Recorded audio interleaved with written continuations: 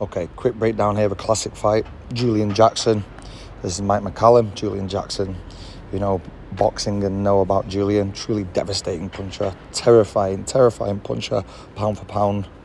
Then we've got Mike McCallum, real technician. Brilliant fundamentals. George Benton, an all-time great coach and fighter over his right shoulder, left of the screen. One of my favourite guys to study.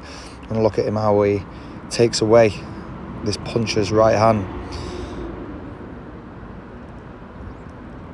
So slips inside, fires that right uppercut to the body, follows up with a left. Every time he slips inside, he digs that rear uppercut to the body. Did it off a frame there. Good ring generalship. He frames the right hand, controls the head, and turns Julian into the ropes. So Mike McCallum has more space to move around in the ring. Good ring generalship. Here we're just watching him counter to the head with his straight right hand. That's a shot that ends up knocking Julian down. But here we'll see him looking for that right hand to the head, always moving his head after his work. That's one of the things we're watching here. They're trying to find that right hand again to the head of Julian. Bang, there, another perfect example. Slips outside the right hand, fires the body shot, moves his head proactively afterwards. He's always trying to dig those uppercuts into the body. But it's that defense, counter, and then defensive responsibility we're looking at. That beautiful fundamental technique. There we go again, slips inside, digs the right uppercut, moves his head.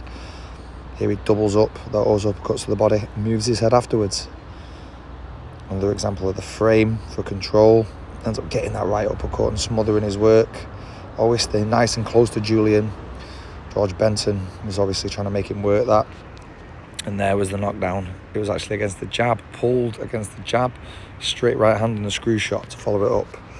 This is their finishing sequence. After that knockdown, Mike just stays on him. Right on his chest. Wide variety of punches and punching angles. Going around through the middle of the guard. Beautiful little angle off here over that rear hook lead uppercut. Just to create a very, very slight angle and force the stoppage. So there's a lot to study in this fight, but all I really wanted to look at was two things. Fundamentally, how he was countering.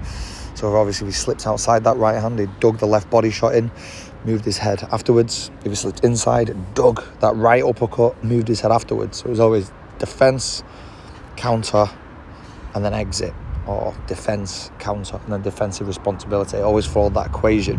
Obviously using the frames against the right hand to gain head control, but tactically he was trying to stay close. Julian, really ferocious puncher, and George was Benton in his corner, was trying to make him stay close. To obviously nullify the power. Didn't want to be on the end of the power. And the other thing was be able to counter.